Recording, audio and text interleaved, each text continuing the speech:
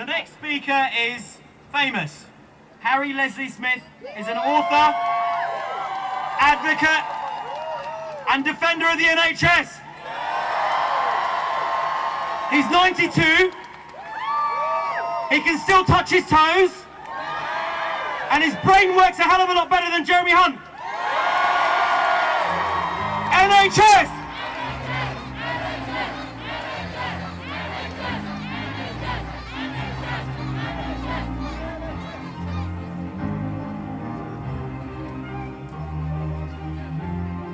So say it loud and say it clear in this hall and across this country.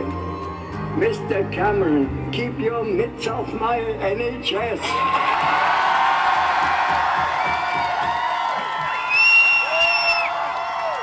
NHS! NHS!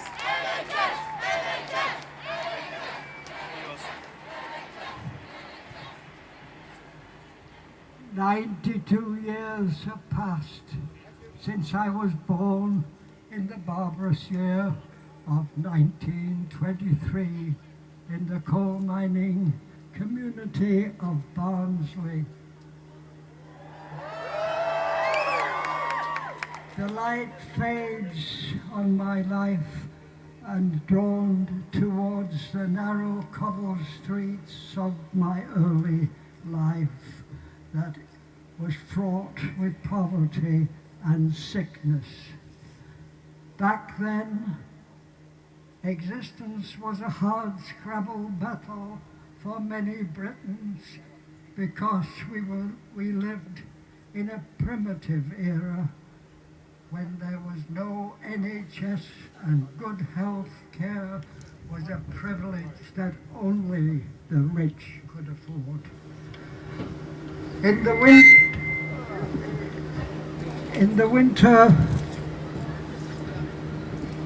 the winter of my years, I don't reflect upon my boyhood with nostalgia. It's impossible, since I learned too early in my days that life for those who can't access a doctor or medicine due to financial circumstances can be a brief and sad affair. You see, back then, my dad worked as a miner and dug coal 6 days a week for a pittance. My family, like millions of others in this country, people that were your grandparents or great-grandparents, were the working poor. We lived in deplorable slums and ramshackle working-class neighborhoods, and it was in one of those ghastly warrens that my eldest sister Marion contracted TB, and because we were poor and lived in unsanitary conditions without the ability to pay for a doctor or a hospital, her disease became her death sentence. Sadly, Marion, because my parents could no longer afford to tend to her, my sister was taken to a workhouse infirmary where she spent her last few weeks of life alone, in pain and abandoned by society. It was there on an October day, much like today, over 85 years ago, my sister died a painful death in circumstances at the age of 10. Tragically, during my childhood in the early 20th century, tens of thousands of them met their end like Marion, and millions had their lives cut short or made more painful because they couldn't afford a doctor or medicine. I can even remember as a boy hearing the piercing cries from open windows on our street, from people dying with cancer who didn't have the dosh to buy morphine to ease their passage from life. To this day,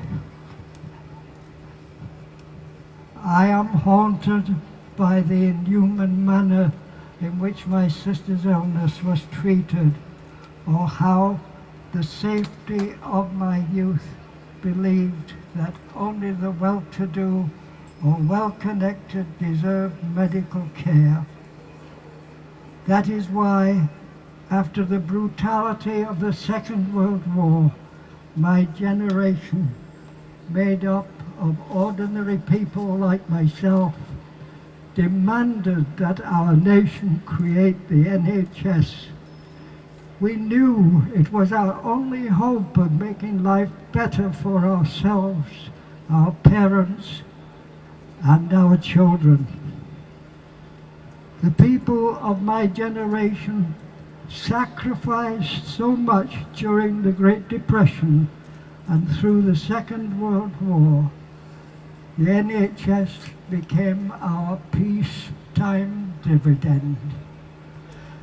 The creation of the NHS was also our solemn pledge to future generations that we would be a civilized nation, that we would be a country willing to treat all citizens as worthy of care and compassion. The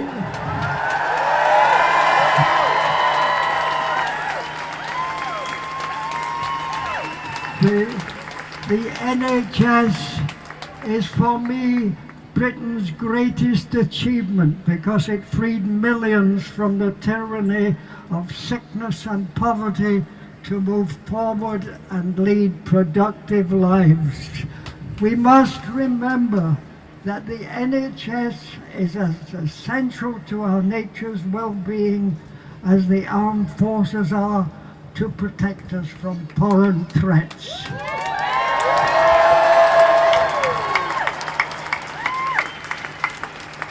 We must remember it is our doctors, nurses and other frontline staff that ensure that our NHS is the best healthcare service in the world. But we must also remember it is this Tory government filled with politicians rich enough to be able to afford private health insurance who want to take the NHS away from the people and give it to corporations.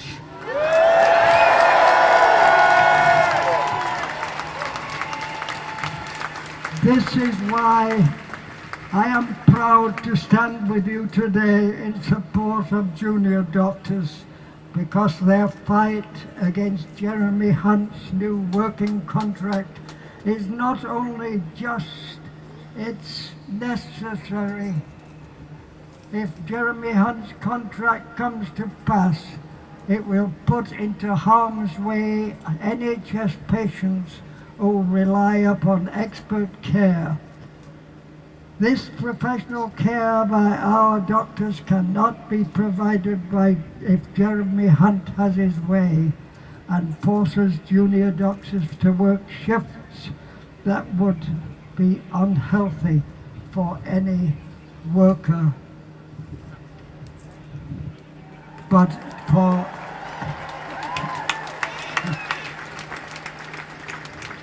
for a physician could lead to serious consequences for their patients. I tell you, if this government has the money to subsidize giant multinational corporations and provide tax breaks for our wealthiest citizens, then it has the money to pay our hard-working, dedicated doctors a fair day's wage for a fair day's work.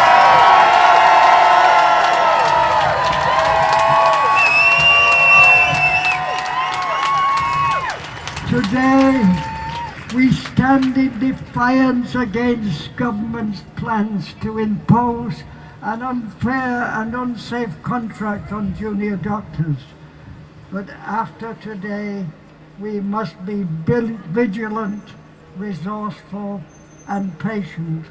If we are going to see the junior doctor's contract dumped on the tip of Tory bad ideas.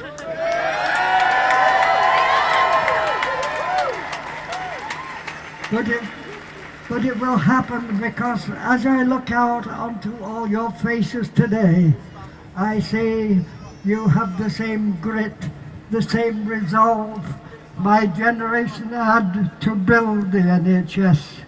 So you will carry on this struggle to ensure the NHS is and always will be an institution for the people and by the people.